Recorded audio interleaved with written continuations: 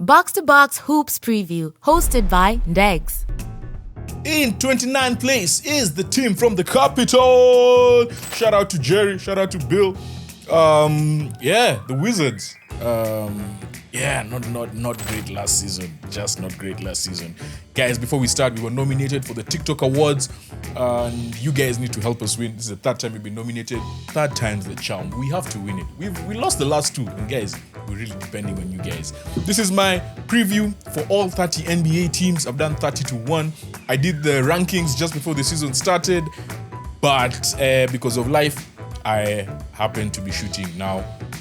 First week of the NBA season. So, of course, some teams have already had, they've started off really crazy. Others are just like not doing well.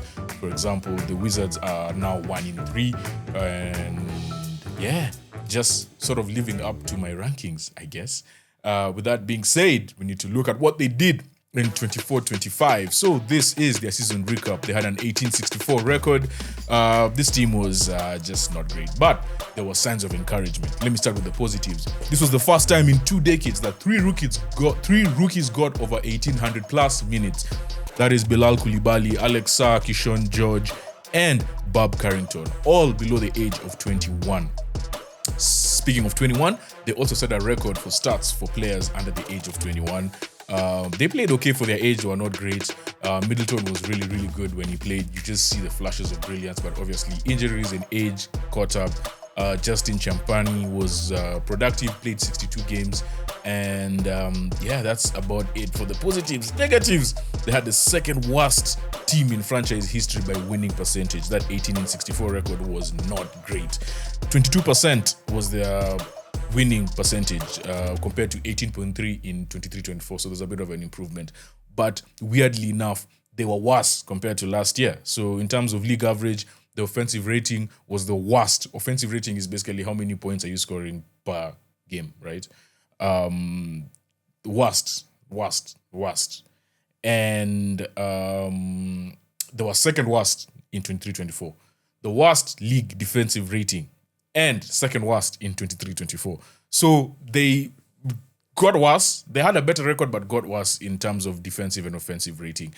But yeah, they decided to make some off-season moves and see if they can address these issues and help the team develop more. So, Wizards, off-season moves, additions, Marvin Bagley III coming from the Grizzlies, Malachi Branham from the Spurs, Sharif Cooper was a free agent, acquired in free agency, Dylan Jones trade from OKC, and CJ McCollum, who came from New Orleans for Jordan Poole and Sadiq Bey. So then that's why you can see the departures. Sadiq Bey obviously lost. Malcolm Brogdon, who retired. Shout out, 6th man of the year for the Celtics 2 years ago.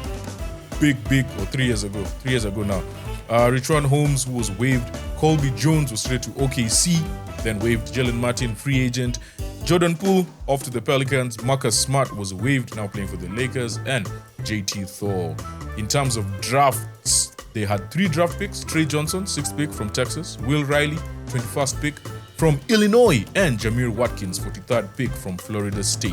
Re-signings, Anthony Gill and Tristan Vukcevic. And that is what they did in the off-season. So with those moves in mind, this is what their depth chart looks like. So our starting point guard will be Bub Carrington, CJ McCollum at shooting guard, even though he's had a few injuries. I don't know if he's played. He hasn't played it now. Has he played? I think he's played. Chris Middleton, hopefully stays fit. Bilal Coulibaly and Alex Sarr.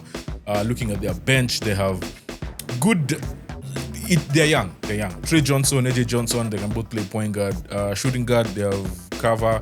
I feel like that shooting guard position is the one place where they really need a bit more firepower. But in terms of the bigs, Tristan Vukcevic, Keyshawn George, Marvin Bagley III, Anthony Gill, Alex Sarr, Bilal Coulibaly, they look really deep in those areas. So that is basically their depth chart. That's how they're looking like. My one big question for this team is, can the young core of Sarr, Coulibaly, and Bub Carrington keep developing while building this chemistry? The best thing for young teams is just to keep playing, build chemistry. The thing that can hinder this is obviously injuries and just lack of proper coaching. Because they need leadership. They need to be shown the way, right? And this is where having the vet leadership of CJ McCollum and Chris Middleton for me is quite key. Coach Brian Keefe can. I'm curious to see if they can build the offense around Sarr and Coulibaly. For this team, I definitely have more questions than answers. And with that being said, my key player to watch in this team is actually it's Sarr and Coulibaly. But let me just say Coulibaly. I'm a big fan of how they play defense, and I want to see if they can build a team around them. It's very rare you get a chance to just build a core of like 4 players and just see them grow and see what happens. So yeah, that's my one key player. 24-second prediction, shot clock. This team is young, and young teams generally just don't win. So it's going to be a tough season. But can you develop? Can you be the best version of yourself despite losing? That's the toughest question. They're still figuring out their identity. Chris and CJ are injury prone, so don't expect them to play the whole season. But if they can stay fit enough to play like 65 games or so, it would be really, really nice for this team. I don't see them finishing above 14th in the East. They'll be fun to watch. They'll be involved in a lot of blowouts, but yeah, just not good enough. That is the Washington Wizards. The team that's coming up in 28th is from the West, our first team from the West. And yeah, they wear purple. Ready for the ultimate slam dunk of content? Don't miss out on any of our NBA previews. Hit subscribe and be the MVP of your basketball knowledge game.